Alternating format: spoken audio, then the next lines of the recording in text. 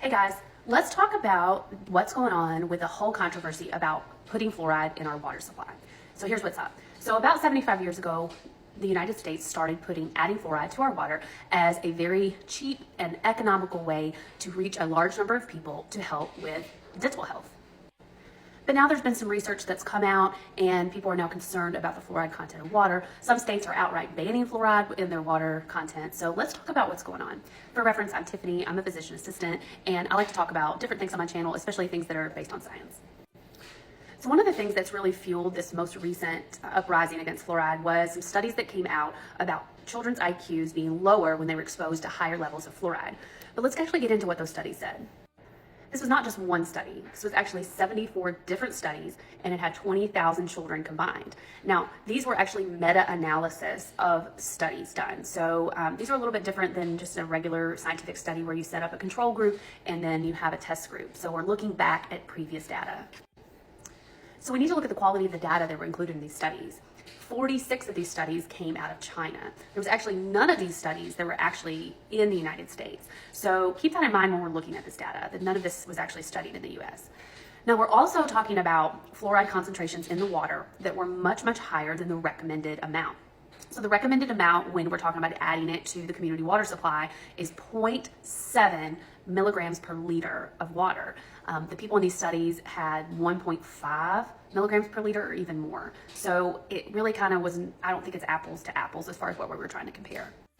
Another thing that really didn't make sense in these studies is several of the studies showed that at lower concentrations of fluoride, it didn't affect IQ, and at very high concentrations of fluoride, it didn't affect IQ, but somewhere right in the middle that it did.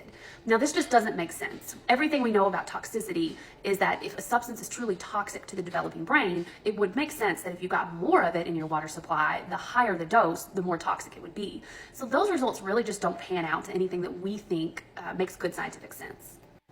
The other thing that just wasn't amazing about these studies is that they did not make sure that the groups were equal as far as their socioeconomic status or their ability to have different resources, their the education of the parents of these children. So things were so varied that the two groups just weren't super equal in all studies.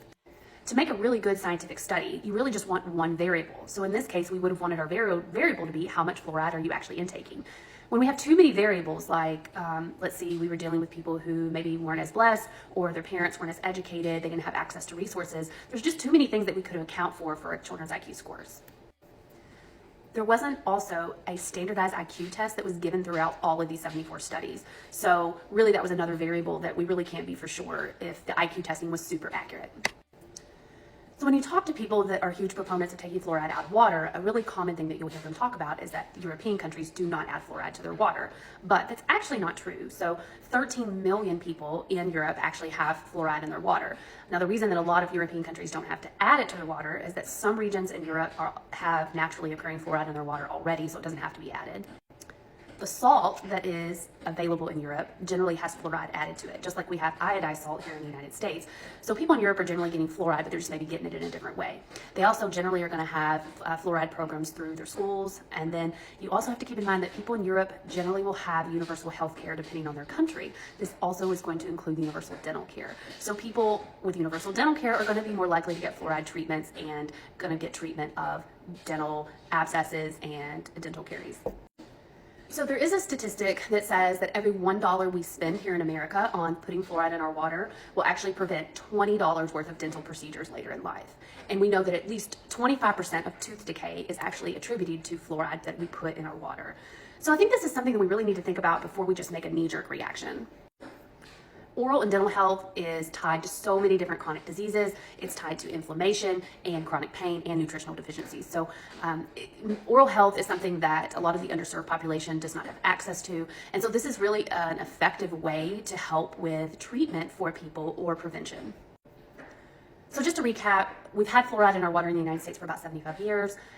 Some people are really kind of saying now that they really want this to go away. But I think we need to dig deeper before we really make any decisions. A lot of the studies that people are quoting and utilizing to make these decisions were not amazing studies. The data was not super consistent and there were so many variables.